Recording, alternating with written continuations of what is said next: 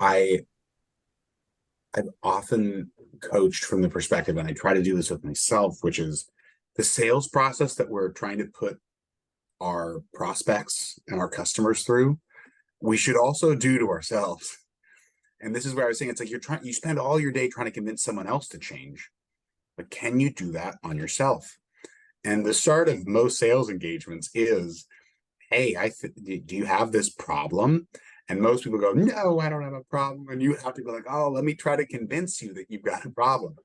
And this is one of those things, whether it's in professional or personal work, when someone holds the mirror up and says, hey, this is actually about you, most people jump to this place of you must have a personal uh, something to gain for holding this mirror up to me. You must be doing it for a reason. You must be doing it to hurt me. And most people get defensive about that. And that's where when you talk about the objectivity and the skill and there's a performance to it. And I heard you talking about like I had to work on it. I'm curious to hear you talk about because I think this is helpful for reps to understand as well as leaders and founders, I'm sure as well. There's work that it takes to be able to hold up the mirror. There's a performance of holding up the mirror in a way that it should threaten people. It should scare people a little to be like, you think you're here and you're not. You think it works, but it doesn't. And we have a breakthrough to share with you. Like that's what we're all doing in our sales pitches. You think you're here, you know it hurts a little bit, but underneath that scab is a deep festering problem. And ooh, I've got this breakthrough miracle cure that's gonna fix it. But you got to take a meeting with me.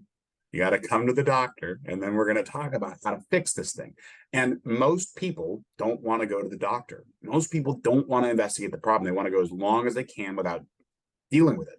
And that's where I would ask you, like, how do you, with founders, and then with their reps, if they let you in to say, okay, I do want you to work with my team, you've got to hold that mirror up.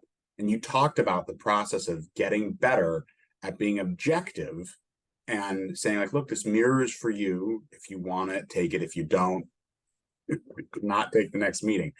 What were the challenges you came up with to remove yourself? I've watched reps who, when their deals fall apart, they're like, these fucking idiots. They just didn't understand. They whatever, screw up. They're personally involved in the fact that someone said, I don't want your product. And that I always was like, what? And I also understand I've gotten upset when people tell me no too. Like, I'm not saying that I'm some paragon, but like it takes work. And I'm curious to hear you talk about what work did you have to do? What problems, what did make you feel personal when you held the mirror up and somebody tried to shatter it? Like how did you get to where you are now? Because you're so effective with it. That's a great question. Very lovely way to put it. Thank you.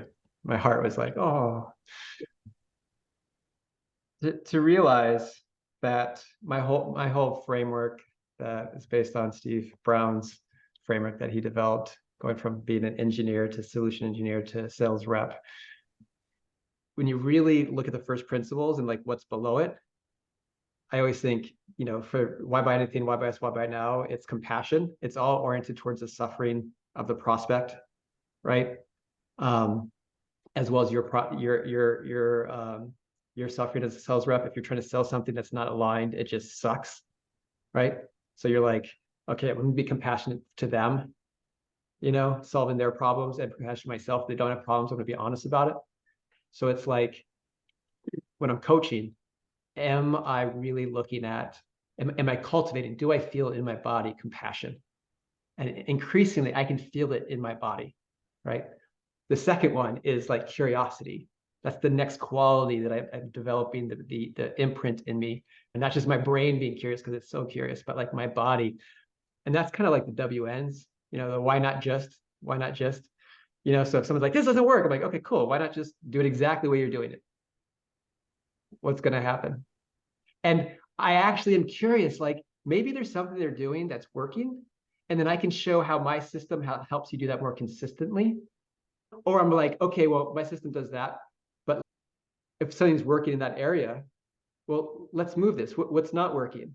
So it's constantly this, like, not just I want to end your suffering and my suffering, but it's like, are we aligned? I don't even know. So let me ask the why not questions. And I can feel it in my body when I'm being truly curious, not trying to prove a point. Like, gotcha. It's not a trick. It's actually a curiosity. That's why I learn more from the people I coach than I know that I took coach them, right? Because I'm one person, one system. I am learning about all kinds of different people, different industries, different products, different companies. And so I feel it in my body when I'm being curious, right? There's a part of me that loves it. And then the last one, and this is the key, we haven't touched on this, I don't think. You said a bunch of C words that were amazing. This is one that you didn't say. Collaboration. Mm. Is the coaching collaborative? Are they showing up? Is there a willingness? Are they open? Are they engaged? And what I found was, when confronted with change, something new, people close. And if they're closed, none of this is going to work. And so what I've learned is I am compassionate, curious, and if they're closed, I'm like, I'm feeling like you're closed, or, hey, I'm wondering, are you open to something new? I just heard what you said. I see that that's working, that's not working. You don't think it's going to work. Are you open to trying it?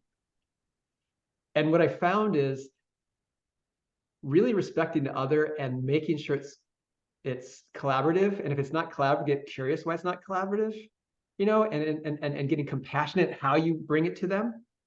That will then, like, disarm most people to give it a shot, or it's not going to work. And I actually will stop working with people that aren't open to something new and focus more on people like you who were, and then know that once your results are there, they're going to get pretty curious, and they have a second shot at it. And then the third thing is, the people that aren't open to new stuff, usually within a quarter, maybe a year, they get fired. I don't ever say anything negative about anyone. Their results do. And so I'm literally sitting here going, this could change your life. And inside my compassion is, I know that if they aren't open, that this might be the end of their employment at some point. So how can I cultivate that compassion to really want to give the gift and see if they collaboratively will receive it? That's good sales and business advice, but it's also good, again, like, this is where I'm talking about, like, this is our one short life, and if the work we're doing isn't aligned with who we want to be, what a waste of time. First principle, like, what a waste of time if the work that I'm doing at work isn't the work I need to be doing in life. And what you're talking about is, like, I want to be doing that with my wife and with my daughter and with my parents, all of whom I would say are people with whom I get misaligned sometimes. And my objectives and their objectives might not be, but we're all trying to work towards the same, more production, better unity, like better harmony. And if I can take that perspective into the business world, and especially to, like, my own personal performance, it's such a gift to be able to get and to share. And that's where I love you adding that last C of collaboration, because that could also be one of the meters, as are all these other things. Am I aligned towards that? Like, is that, that could sort of be the last guiding light, the big star in the sky to follow.